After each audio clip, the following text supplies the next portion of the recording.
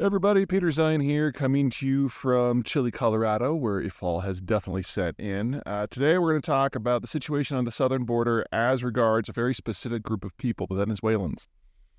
For those of you who don't follow South America, Venezuela used to be one of the most advanced countries in the developing world with excellent healthcare, education, and infrastructure. But in 1988, a populist by the name of Hugo Chavez won an election and took the country down the path into populist desolation, complete with a gutting of the industrial base, a destruction of the oil sector.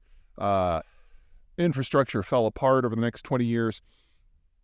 And as of 3-4 years ago, the country actually fell into famine, which is just bonkers because this is a country that used to export about 3 million barrels a day of crude and be a significant food exporter as well. Today, as of the first of the year, oil output had dropped down to nearly 500,000 barrels a day. They've increased that by maybe a third to half at this point. But they import over 80% of their food. And while they're in a bit of an ideological war with the United States, most of that food comes from the United States via Colombia, which is a country that the socialist ideologues in Venezuela say are their enemies. Anyway, the whole place has fallen apart. Something like 7 million people have already fled the country out of a pre-famine population of over 40 million, and more are coming every day. Most of those people, the single largest chunk, over 2 million, have gone to Colombia. Most of the remainder are elsewhere in South America, and roughly 500,000 have made the very long, very dangerous trip through the Colombian jungles and mountains, through the Darien Gap, was a section of lowland jungle where Panama meets South America, then all the way up through all of Central America and all of Mexico in order to reach the United States. A couple months ago, the Biden administration granted them a degree of protected status because these are not your normal migrants. When we think of migrants today on the southern border, we're not thinking of Mexicans. Mexicans are way too skilled, and the situation at home, despite the crime, economically actually is pretty decent. We haven't had positive migration out of Mexico to the United States in 15 years now. In fact, it's been negative in most of those years, with more people going home than the other way around, or American snowbirding, for example. Venezuelans are different. Most of the Mexicans who migrated in the 80s and the 90s and the 2000s and the 2010s didn't come from northern Mexico, which is the wealthy part of the country, or central Mexico, which is the political zone, but the southern areas that have kind of been left behind. They're of a different ethnic stock, a lot more indigenous blood.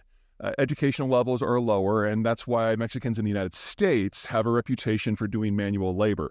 The Mexicans who have doctorates, for the most part, stay home or work in northern Mexico, and there are a lot of them. The flows more recently have been Central American countries, most notably Honduras, Guatemala, and El Salvador, all countries that are flirting with failed state status.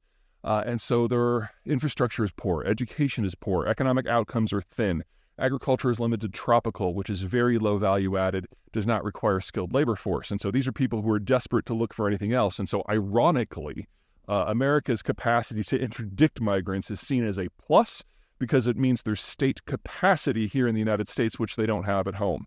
And as long as their countries are failing, they're going to continue to look for ways to come here. Venezuelans are in a different category. Any Venezuelan who is over age 45 is one who is educated in the pre-Chavez days.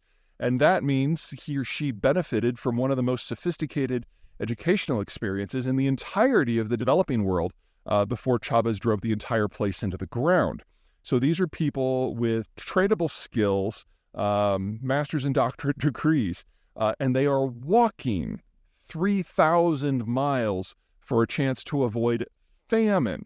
So I've often said that the only way to keep the Central Americans out is to basically shoot anyone with a tan who tries to cross at the border. That wouldn't work for Venezuelans because where they're coming from has fallen so far. Its standard of living arguably is now below that of the Central American states and is going to get worse. We are looking at outright state collapse in Venezuela, and everyone who has something that's portable, mostly a skill set, is on their way to somewhere else. So a few things to keep in mind. Number one, we are facing a labor shortage in the United States that will not let up for a minimum of 20 years. At some point, the American political system is going to have to deal with that. And our options are fewer goods, fewer services, especially for retirees, and much, much higher inflation or a degree of immigration reform. Now, I don't think we're going to get that in the near term. We're coming up on a political election year. Both the Trump team and the Biden team are furiously anti-migrant because they're trying to court the unions into their political coalitions, and the unions are arguably one of the two top most anti-migrant and immigration groups in American politics today.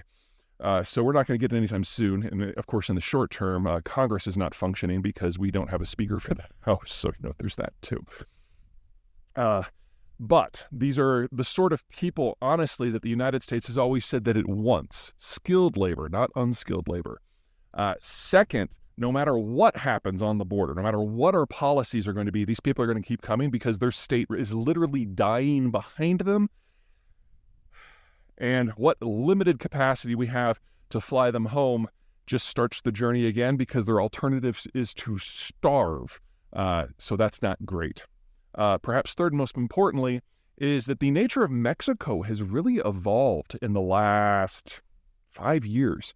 The Mexican birth rate started to fall 35 years ago when NAFTA was operationalized, which means that the Mexican birth rate has been falling steadily that entire time and now is only just barely at replacement levels.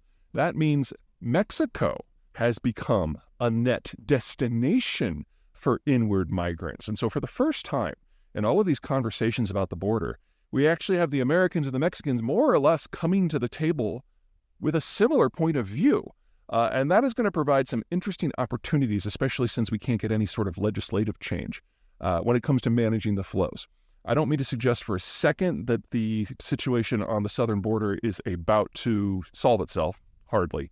But it is about to change pretty significantly in ways that we're going to have a hard time wrapping our minds around.